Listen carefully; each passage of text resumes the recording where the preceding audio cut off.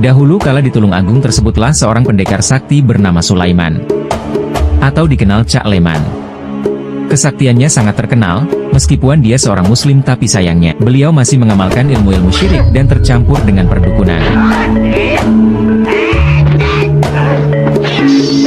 Kehebatan Cak Leman tidak diragukan, dia sering naik turun panggung, bahkan berani menghadapi beberapa orang sekaligus, dan sering menang perkelahian.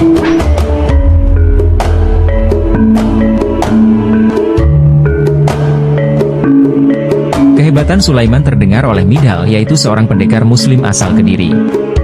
Midhal tertarik dan ingin beramar ma'ruf kepada Sulaiman. Midhal adalah seorang yang pandai mengaji dan rajin beribadah. Beliau juga seorang ahli bela diri yang disegani, dan selalu berdoa kepada Allah dalam segala urusan-urusannya.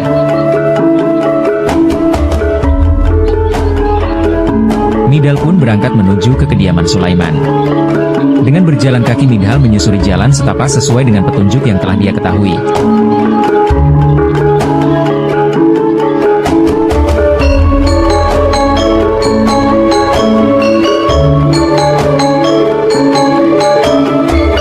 Sesampainya di rumah Sulaiman, Midhal mengucapkan salam dan dipersilakan masuk oleh Sulaiman ke dalam rumahnya.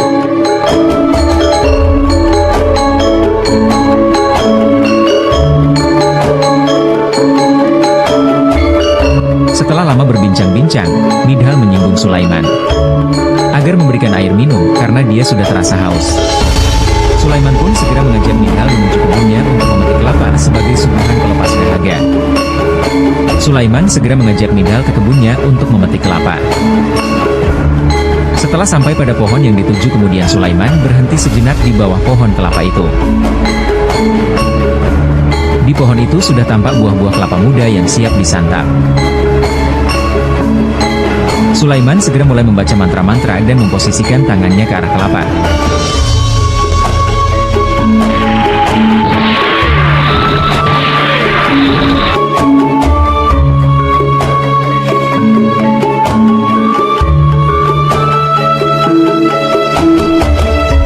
Setelah kelapa terjatuh dengan nada sombong, Sulaiman segera mempersilakan Midhal untuk mengambil kelapa yang jatuh tadi.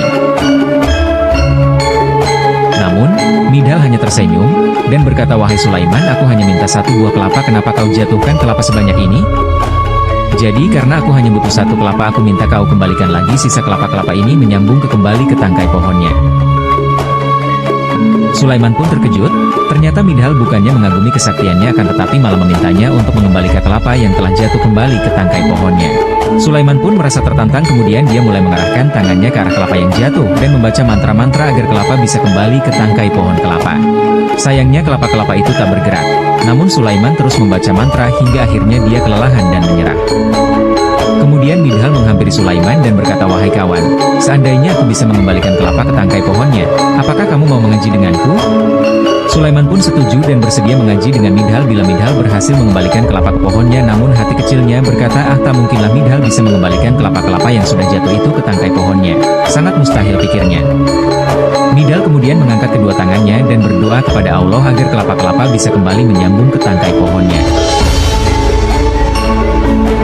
Dengan satu isyarat, tangan kelapa-kelapa yang telah terjatuh kemudian kembali ke tangkainya dan menyambung kembali dengan pohon kelapa.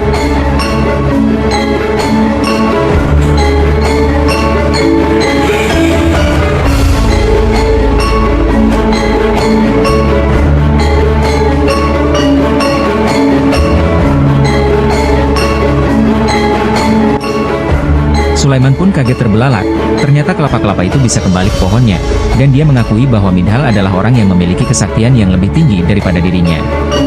Sulaiman akhirnya bersedia mengaji Quran hadis dan berguru dengan Midhal.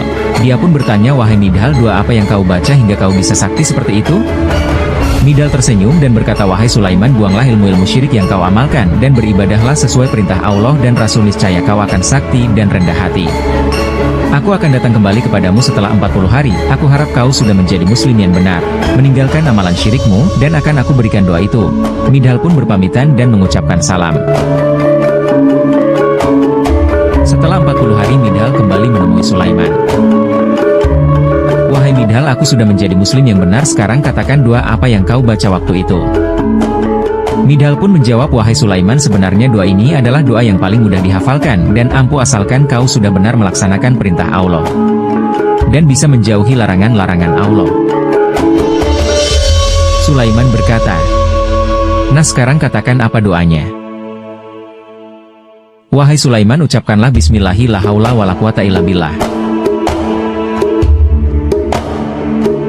Bismillahirrahmanirrahim.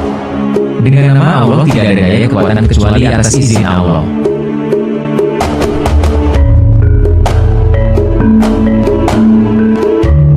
Di masa tuanya, Midhal mendirikan beberapa pondok pesantren di Kediri. Beliau mempunyai 4 istri. Ketika beliau menikahi istrinya yang berdarah Batak bernama Lubis, banyak santri yang menyematkan nama Lubis di belakang namanya. Hal ini membuat sebagian orang Batak bernama Lubis tidak suka. Akhirnya salah satu sahabatnya menerangkan bahwa Lubis bukan semata-mata dia menikahi wanita Batak, tapi Lubis itu singkatan dari luar biasa, karena beliau sudah hafal Al-Quran dan 49 hadis termasuk kutubus sittah. Dan ketika beliau menikahi wanita keturunan Arab Quraisy, para santri menyematkan nama Al-Musawah di belakang namanya. Lagi-lagi hal ini membuat para kiai tidak suka.